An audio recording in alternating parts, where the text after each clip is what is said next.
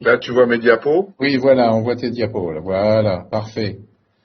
Parfait. Bon, et donc, merci de ces quelques minutes de patience. Et donc, je suis très heureux d'accueillir mon ami de plus de 30 ans, Laurent Brochard, qui, comme vous savez, est probablement le leader d'opinion, le premier leader d'opinion au monde sur la ventilation artificielle, qui maintenant travaille à Toronto, à l'université, une université très prestigieuse, hein, l'université de Toronto, et au St. Michael Hospital, et qui donc nous fait l'amitié de continuer à l'aventure du DU avec Jean-Christophe Richard et moi.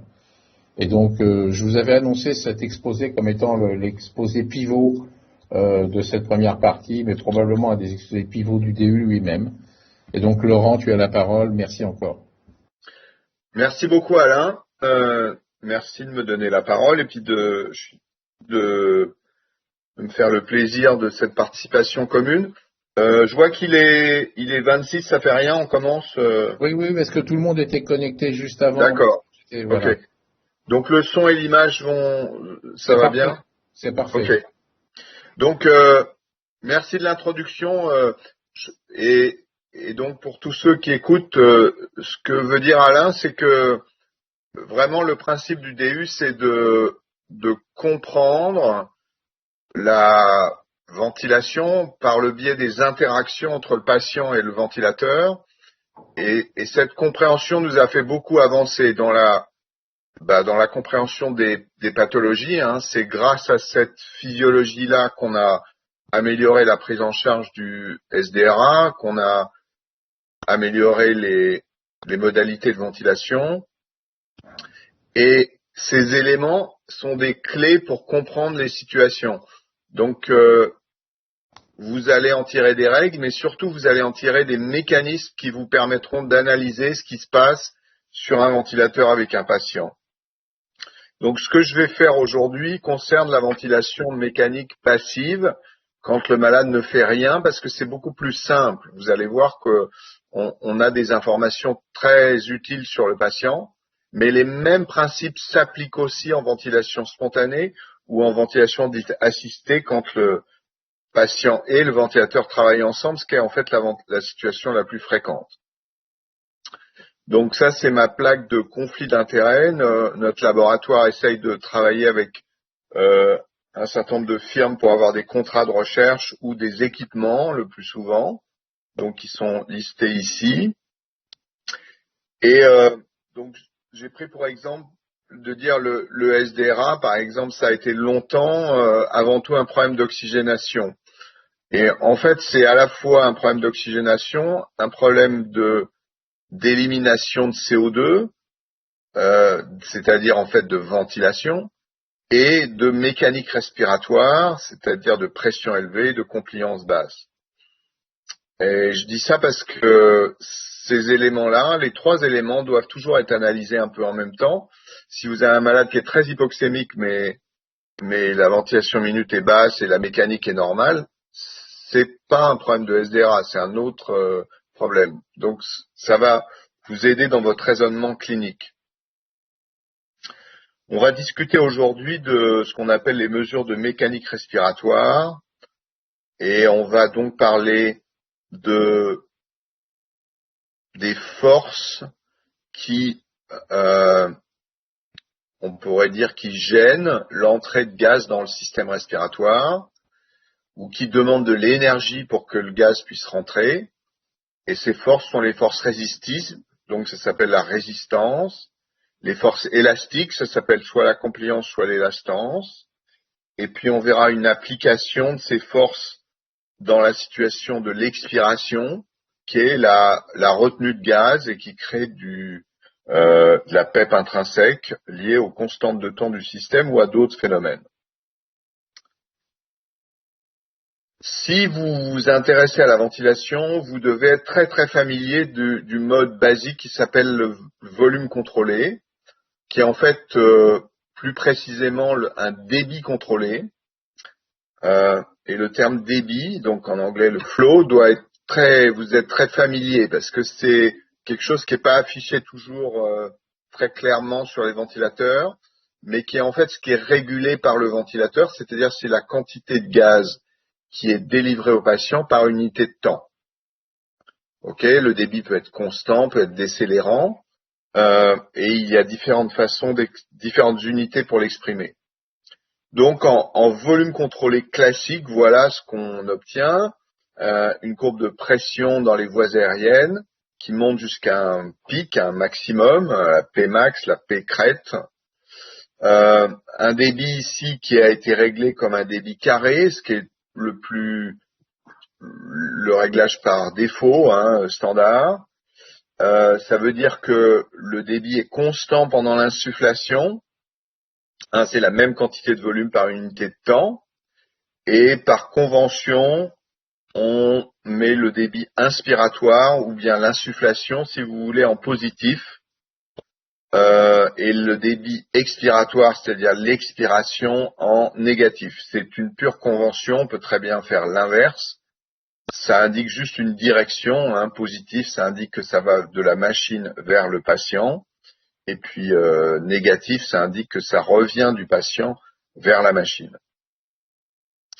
Donc ce qu'on va discuter aujourd'hui va tourner autour d'une manœuvre d'exploration fonctionnelle respiratoire qui est non seulement disponible sur tous les ventilateurs, mais que je vous recommande très, très fortement d'utiliser au cours de la ventilation classique. C'est la pause téléinspiratoire.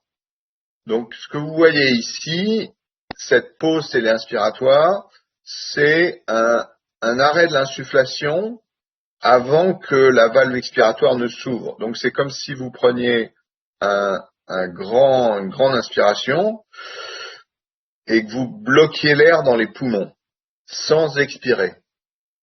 Donc, cette pause téléinspiratoire qu'on peut régler de 0,2, 0,3 secondes, donc quelque chose d'assez court, va permettre à la pression de redescendre et d'arriver en général à ce qu'on appelle un plateau, donc c'est ce qu'on appelle la pression de plateau. Et cette manœuvre, donc d'arrêter l'insufflation en fin d'inspiration, va vous donner des informations très importantes sur la mécanique respiratoire et donc vous permettre de comprendre non seulement la sévérité, mais le comportement de votre patient. Donc pour essayer d'expliquer ça, on va expliquer pourquoi est-ce qu'il y a de la pression dans les voies aériennes, pourquoi est-ce qu'il y a de la pression dans le ventilateur, pourquoi est-ce qu'il faut de la pression pour insuffler du gaz. Et pression, en physique, c'est la force. Vous savez, c'est la force par unité de surface. La physiologie, c'est de la physique appliquée à un système biologique. Et donc, on écrit cet ensemble de forces par une équation que il faut absolument que vous compreniez et puis que vous puissiez retenir. Ça s'appelle l'équation de mouvement du système respiratoire. Et encore une fois, la compréhension de cette équation a permis tous les progrès des dernières années en ventilation artificielle et peut s'appliquer aussi bien à la situation passive qu'à la situation du malade actif. Donc cette équation dit que la pression dans le système, donc la force qui est générée, si vous voulez, dépend de la pression de départ, d'où on part. Et donc ici on a mis P0, donc ça va être la pression de départ qui peut être 0 ou qui peut être une pression positive, une PIP, une PEP. Alors vous savez que quand on dit 0, là aussi c'est une convention, c'est pas 0, c'est la pression atmosphérique. C'est très important puisque cette pression atmosphérique, c'est celle qui détermine la pression de chaque gaz et donc la pression que vous avez dans le sang de l'oxygène par exemple. Donc on dit 0, mais c'est en fait 760 mm de mercure. Donc la pression de départ, plus ce qu'on appelle la pression résistive. La pression résistive, elle s'écrit comme le produit de la résistance par le débit. On va voir ce que c'est une résistance, mais vous voyez que si vous ne savez pas ce que c'est qu'une résistance, vous voyez tout de suite que pour que ce produit-là soit une pression, eh bien nécessairement, la résistance, c'est une pression divisée par un débit. Okay, c'est comme quand vous calculez des résistances dans le système cardiovasculaire, vous divisez des pressions par le débit cardiaque, là on divise par le débit d'insufflation. Donc, pression résistive plus pression élastique. Et la pression élastique, c'est la pression qu'on va observer en situation passive, quand il n'y a plus de débit, et qui est le produit de l'élastance par le volume. Si vous ne savez pas ce que c'est qu'une élastance, vous voyez que ce terme est une pression, donc forcément une élastance, c'est une pression divisée par un volume. Et l'autre terme qu'on aurait pu employer à la place d'élastance, donc RS, ça veut dire du système respiratoire, hein. À la place d'élastance, ça serait compliance. La compliance, c'est l'inverse de l'élastance, donc c'est le volume divisé par la pression. Donc si on avait voulu utiliser le terme compliance ici, on aurait mis 1 sur compliance fois volume. Ok ? Donc l'élastance, c'est pression sur volume, la compliance, c'est volume sur pression. C'est toujours compliqué de se souvenir lequel est lequel, et je vous dirai plus tard pourquoi est-ce qu'on utilise beaucoup la compliance, pourquoi c'est intéressant. Mais si vous arrivez à vous souvenir de cette équation, vous voyez, la pression de départ plus la pression résistive plus la pression élastique, vous vous souviendrez que l'élastance, c'est comme la résistance. C'est-à-dire plus il y a d'élastance, plus il y a de pression. Hein, plus il y a de résistance, plus il y a de pression, plus il y a d'élastance, plus il y a de pression. Pour la compliance, ce serait l'inverse. Plus il y a de compliance, moins il y a de pression. Ok ? Donc pourquoi est-ce que cette équation permet de résoudre ou permet de comprendre ce que je vous ai montré, le graphique où on a cette pause téléinspiratoire? Eh bien parce que quand on fait cette pause, justement, quand on arrête l'insufflation en fin d'inspiration, on supprime d'un coup la part résistive. Ok ? On garde la part élastique liée au volume, mais on supprime la part résistive. Donc, quand vous avez ce tracé-là, la pause téléinspiratoire vous permet de distinguer la part de pression qui est liée à la résistance et la part de pression qui est liée à l'élastance ou à la compliance.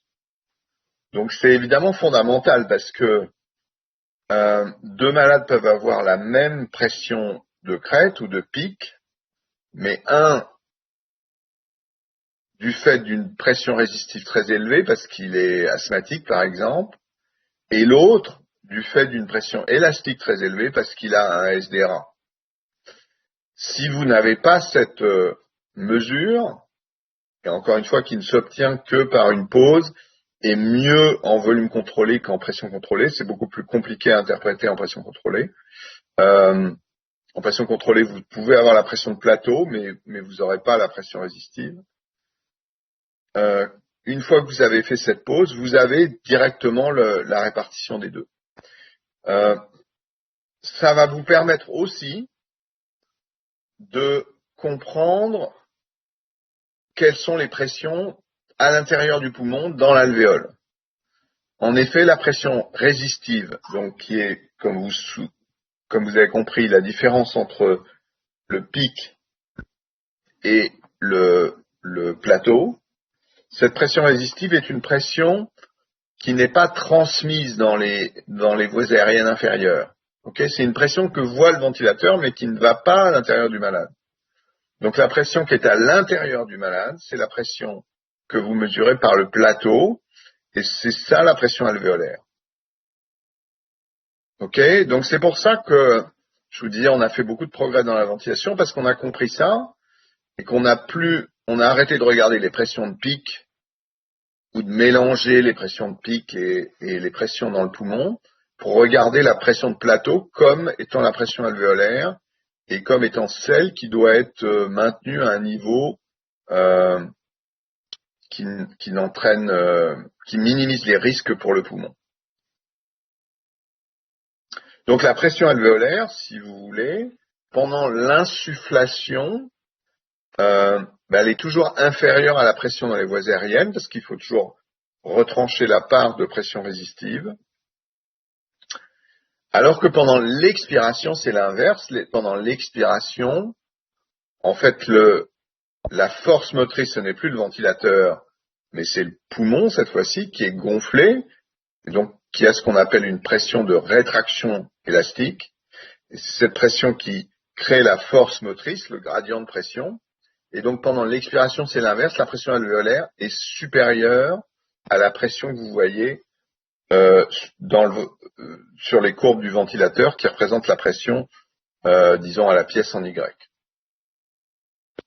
Ok, j'espère que vous avez compris, parce que aujourd'hui, quand on fait des études sur le SDRA, on s'aperçoit qu'il y a encore plein de gens qui ne mesurent pas la pression de plateau, c'est-à-dire la pression alvéolaire, ce qui est vraiment une perte de raisonnement importante, parce que on a, vous savez, fixé un seuil autour de 30 cm d'eau comme étant vraiment la limite à ne pas dépasser, mais en fait, il y a une relation qui est, on n'est pas 30 cm d'eau, tout est noir et en dessous tout est blanc. En fait, on ne sait pas quelle est la valeur la plus sécuritaire pour le patient, et donc toutes les pressions de plateau sont bonnes à mesurer. Donc, à partir de cette mesure très simple d'épreuves fonctionnelles respiratoires, on peut faire des calculs. On peut faire le calcul de la résistance, de la compliance, et vous allez voir à quoi ça va nous servir.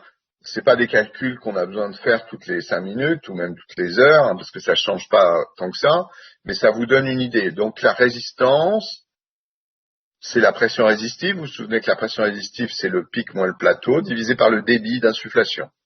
Alors, si vous faites cette mesure, qui est en général d'ailleurs faite assez correctement par les ventilateurs, il faut se méfier parce que le débit sur les ventilateurs est exprimé en litres par minute, ce qui est une façon un peu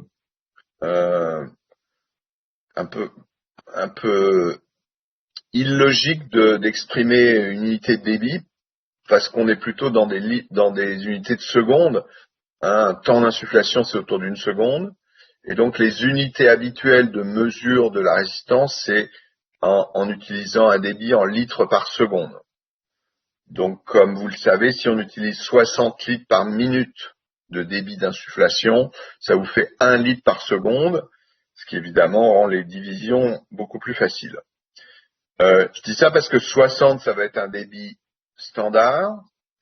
Et donc, si vous avez votre différence entre le pic et le plateau de 10 cm d'eau, vous divisez par votre débit de 1 litre par seconde, ça vous fait une résistance de 10, qui est une valeur à peu près normale. Quand on a une sonde d'intubation, un adulte va avoir une résistance autour de 10 ou légèrement inférieure à 10.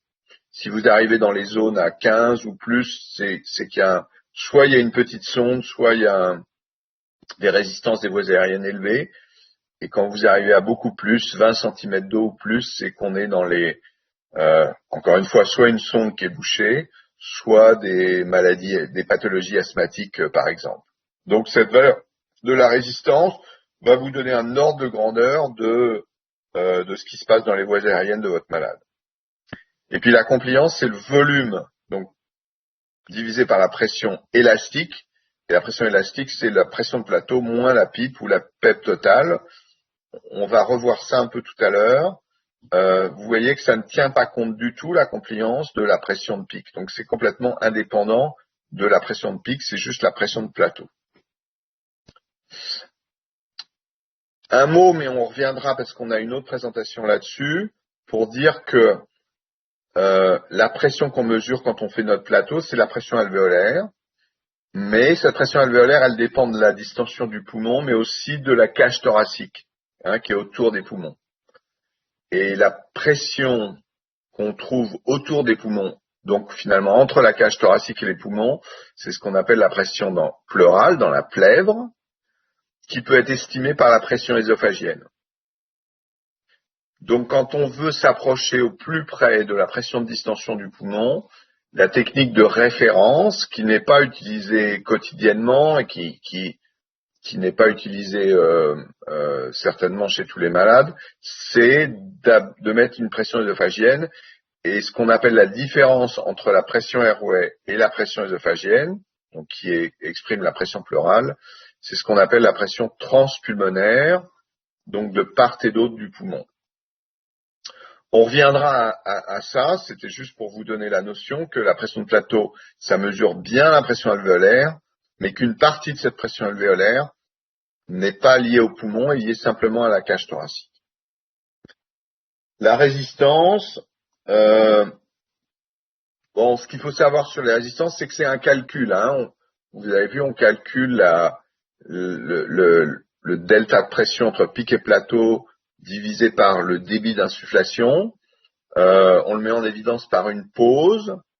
Et cette résistance, quand on calcule le chiffre, la valeur, je vous disais 10 tout à l'heure, en fait, ça dépend beaucoup du débit. C'est-à-dire que la pression résistive va changer avec le débit, bien sûr. Si vous doublez le débit, vous attendez à ce que la pression résistive au moins double. Mais en plus, le calcul lui-même, la valeur de la division, n'est pas linéairement reliée au débit, c'est souvent une relation non linéaire de ce type-là. Alors, pourquoi ça fait ça? Parce que quand on augmente le débit dans une sonde d'intubation, par exemple, on se met à créer des turbulences. Et plus on a un flot qui devient turbulent, plus la pression devient une fonction non pas linéaire du débit, mais proportionnelle au carré du débit, voire plus. Okay, donc ça dépend de la taille de la sonde, mais ce qui fait que votre pression résistive, elle peut augmenter beaucoup par une augmentation relativement faible du débit, ou à l'inverse, diminuer beaucoup si vous diminuez le débit. C'est pas une relation qui est directement linéaire. Ok, donc souvenez-vous de ça.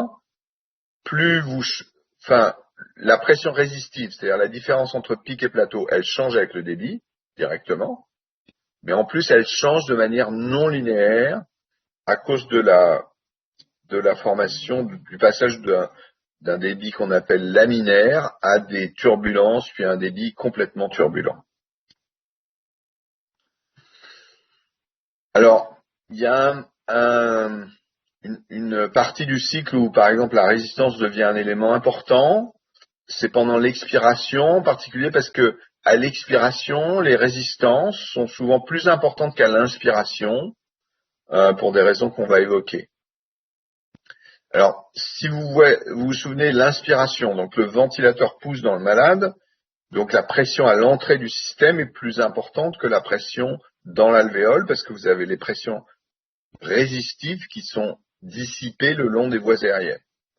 À l'expiration, c'est l'inverse, on l'a dit, c'est la pression de recul élastique du poumon qui est la force motrice. Et donc, pendant l'expiration, c'est la pression à l'intérieur des alvéoles qui est plus élevée que la pression que vous voyez sur le ventilateur. Quand on peut faire cette présentation en présentiel, je demande aux gens de réfléchir dans quelle situation la pression dans les voies aériennes et la pression dans les alvéoles sont les mêmes. Et donc, vous pouvez prendre quelques secondes pour réfléchir à ça. Quand est-ce que la pression, donc à la pièce en Y, celle qui est mesurée par le ventilateur, est la même que la pression dans l'alvéole? Eh bien, c'est quand le débit est nul. Ok, vous vous souvenez, on fait un plateau à la fin de l'insufflation, ou bien à la fin de l'expiration, quand le débit revient à 0. Si le débit est à 0, alors on peut dire la pression que je mesure sur le ventilateur est bien la pression dans l'alvéole à certaines conditions. Et ce phénomène, en fait, n'est pas obligatoire, c'est-à-dire que le débit revienne à 0. Vous avez ici un exemple d'un tracé en volume contrôlé, donc vous avez le volume en haut, la pression dans les voies aériennes, et puis vous avez ici le débit, et là les gens ont mis le débit inspiratoire en négatif. Vous vous souvenez, je vous ai dit que c'est une convention. pour qu'on puisse se concentrer sur la partie expiratoire. Donc une expiration normale, on va voir ça dans une minute, c'est une exponentielle. Et ce qu'on voit ici, c'est que l'exponentielle, elle est interrompue par l'insufflation suivante. C'est-à-dire qu'avant, au moment où commence l'inspiration suivante, le débit dans les voies aériennes n'est pas nul. Okay, il reste un débit d'expiration. Donc le poumon, il est encore en train de se vider quand l'insufflation suivante commence. Puisqu'il reste du débit, ça veut dire qu'il y a un gradient de pression. La pression dans l'alvéole est plus élevée que la pression dans les voies aériennes. Vous voyez qu'ici est 0.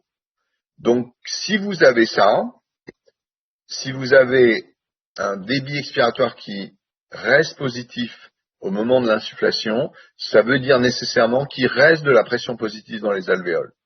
Okay, c'est ça qu'on appelle la PEP intrinsèque ou l'autopep, c'est la même explication, liée au fait qu'on n'a pas eu suffisamment de temps pour expirer. Et en fait, on va voir, il y a deux phénomènes essentiels en ventilation passive. Le premier qui existe tout le temps, c'est le temps qu'il faut pour expirer. Donc, dans un système où on a une résistance, une compliance, l'expiration, je vous l'ai dit, donc on insuffle un volume, le volume de départ de notre expiration va être V0. L'expiration, c'est une exponentielle.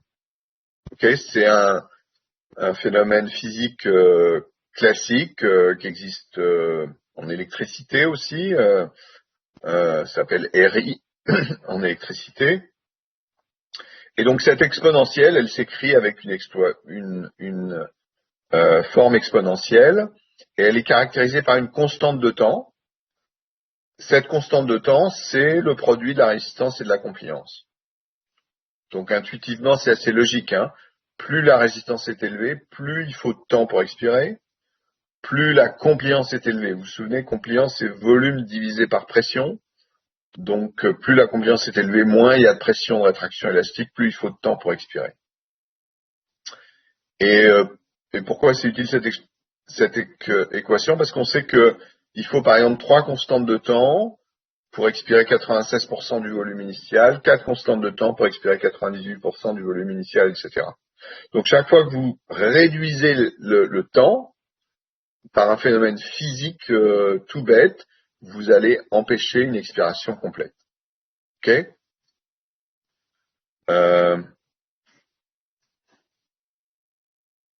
Ça, c'est des tracés chez les patients. Ça, c'est du volume contrôlé. Ça, c'est de la pression contrôlée. La différence en volume contrôlé, c'est que vous avez un débit carré. En pression contrôlée, vous avez un débit décélérant. En pression contrôlée, pour le même volume délivré, vous avez toujours moins de pics de pression, mais la même pression de plateau. Hein, on pourra revenir là-dessus si nécessaire, mais c'est lié au fait que les pressions résistives en fin d'inspiration diminuent puisqu'on a de moins en moins de débit, et donc on a de plus en plus de pression seulement élastique. C'est pour ça que les pics de pression diminuent, mais pour le malade, ça ne change rien. Ce qu'on a montré ici, le troisième tracé, c'est ce qu'on appelle la pression contrôlée avec un inverse ratio ventilation, donc un rapport I sur E inversé.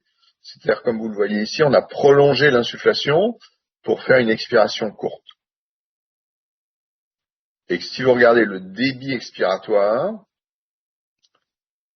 quand vous sortirez de ce DU, il faudra que vous sachiez regarder du premier coup d'œil toutes les courbes de débit sur un ventilateur. Si vous regardez le débit expiratoire, vous voyez, c'est évident, il est interrompu par l'insufflation suivante, et donc il y a une pression positive à l'intérieur du malade qui est supérieure à la PEP qui est réglée sur le ventilateur. Ok, donc pendant longtemps, les gens ont utilisé ce mode de ventilation, et d'ailleurs ils l'utilisent encore de temps en temps dans ce qu'ils appellent la PRV, pour créer de l'autopep. Et finalement, ça avait créé l'illusion qu'on avait besoin de moins de PEP pour avoir la même oxygénation.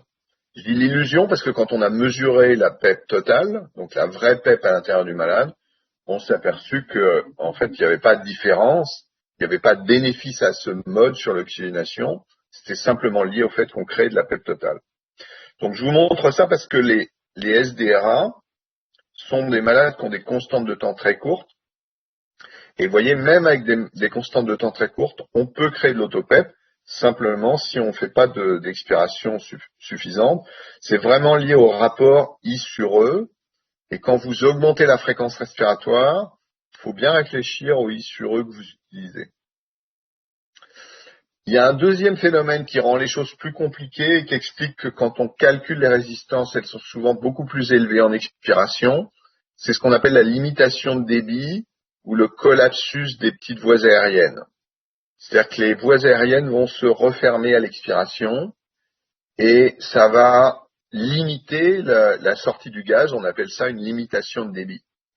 Alors, malheureusement, c'est pas mesurable facilement. Et la meilleure façon de le voir, c'est visuellement, quand vous regardez une courbe de débit expiratoire, au lieu d'avoir une belle exponentielle, vous voyez cette cassure. Donc le pic initial, c'est ce qui vient des voies aériennes qui sont libres. Et ensuite une cassure qui fait qu'il y a vraiment un débit très limité par certaines zones. Alors ça crée disons, une difficulté supplémentaire pour expirer.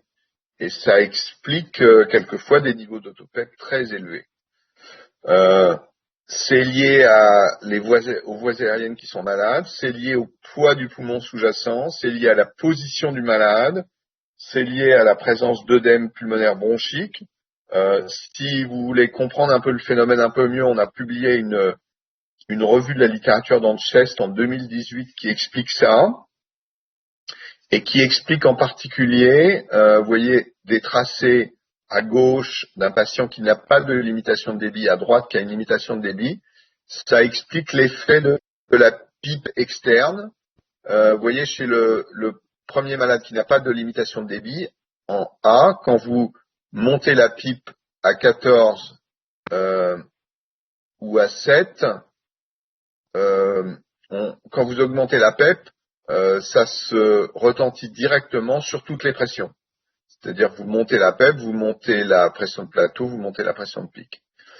Par contre, chez les malades qui ont une expiration de débit, il y a un effet qui a été appelé comme une absorption de la PEP, c'est-à-dire que vous montez la PEP externe, vous voyez, 0 à 6, mais ça ne monte pas ou ça monte que très peu les pression de plateau et pression de pic.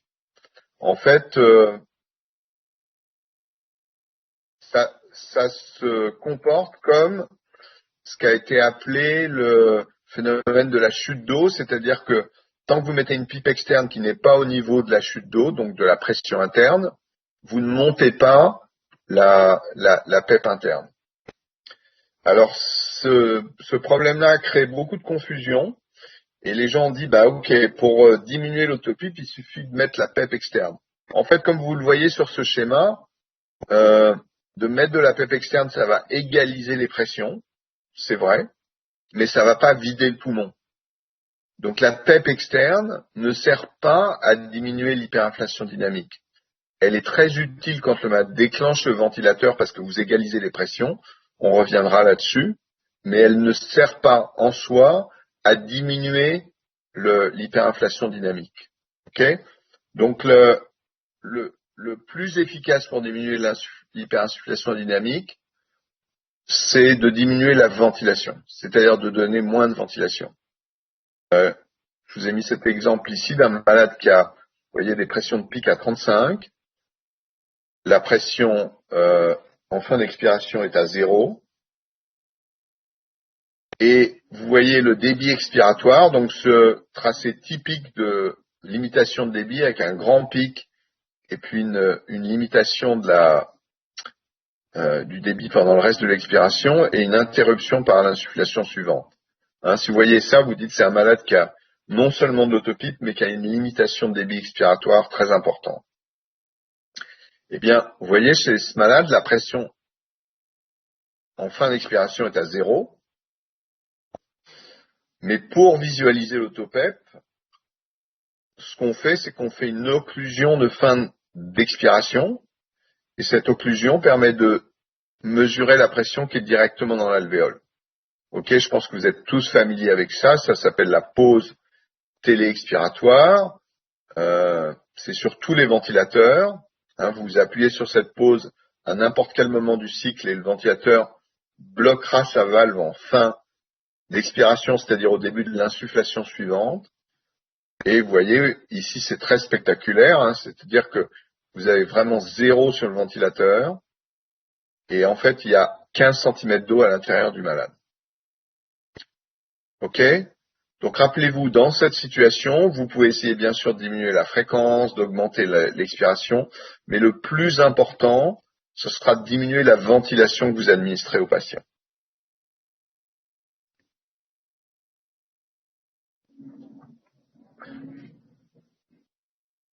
On finit sur le même malade et on va ensuite passer à la compliance. Ce malade, on lui a fait une pause télé-inspiratoire et une pause télé-expiratoire. Et vous avez maintenant la visualisation de toute l'équation du mouvement. J'espère que vous en souvenez. L'équation du mouvement dit notre pression, c'est la somme de la pression de départ. Ici, la pression de départ, c'est l'autopep. D'accord ? C'est pour ça qu'en fait, on ne regarde pas seulement la PEP, mais il faut regarder la PEP totale. Donc pour pas qu'il y ait de confusion, c'est la PEP totale qui nous intéresse. C'est la pression qu'il y a dans l'alvéole. Donc la pression de départ plus la pression résistive. La pression résistive, c'est le pic moins le plateau. Donc c'est la partie qui est obtenue ici. Plus la pression élastique. Et chez ce malade, ce serait la différence entre le plateau inspiratoire et la PEP totale, donc entre les deux plateaux, qui est très faible. Vous voyez, donc c'est un malade qui a des pressions à plus de 35 cm d'eau dans les voies aériennes. C'est expliqué essentiellement par la pipe intrinsèque et les pressions résistives, et alors qu'il y a très peu de pression élastique, donc c'est typique d'un malade qui a une BPCO. Si c'était un SDRA, ce serait très différent. Il y aurait probablement peu de PEP intrinsèque. Ça existe régulièrement, mais c'est souvent beaucoup moins. Il y aurait beaucoup plus de pression élastique et il y aurait moins de pression résistive. Ok ? Donc vous avez ici plusieurs éléments très importants. Vous avez la décortication des différents paramètres de mécanique respiratoire qui caractérisent des maladies respiratoires très différentes. On a pris un peu les deux extrêmes, le BPCO emphysémateux et le SDRA sévère, et seule cette manœuvre fonctionnelle, là il y a deux manœuvres fonctionnelles, la pause télé-inspiratoire et télé-expiratoire, vous permettent de comprendre ces éléments. On va passer à l'élément compliance. Donc je sais que ça vous fait beaucoup d'informations, mais vous pourrez revisiter, redigérer toutes ces informations, parce qu'encore une fois, c'est essentiel dans la compréhension de la ventilation. L'élément compliance, c'est ce qui caractérise le SDRA depuis le début, c'est des basses compliances. Basse compliance, ça veut dire élastance élevée. Élastance élevée, ça veut dire pression élevée. C'est ce qu'on voit sur le ventilateur. On met des petits volumes et pourtant les pressions sont élevées. Et pendant très longtemps, les gens ont dit ça reflète un poumon qui est rigide. Et la grande découverte du scanner dans le SDRA, ça a été de dire mais attendez, le poumon qu'on voit au scanner là, on pourrait presque le diviser en deux zones, une zone qui est complètement non aérée. Quand vous faites la densité, c'est une densité qui est proche de zéro, c'est-à-dire du liquide, c'est-à-dire il n'y a pas d'air, c'est pas ventilé du tout. Et vous vous souvenez que quand c'est pas ventilé, ça s'appelle de l'atelectasie, et l'atelectasie c'est réduit. Donc quand vous voyez cette partie qui est non ventilée, c'est c'est pratiquement la moitié, c'est plus de la moitié du poumon là qui est non ventilé. Et puis il y a une partie qui est très noire, c'est-à-dire qui contient beaucoup d'air, c'est-à-dire qui est normale. Donc c'est presque c'est presque deux compartiments, un compartiment non aéré et un compartiment aéré. Et qu'est-ce que mesure la compliance? Qu'est-ce que mesurent les pressions?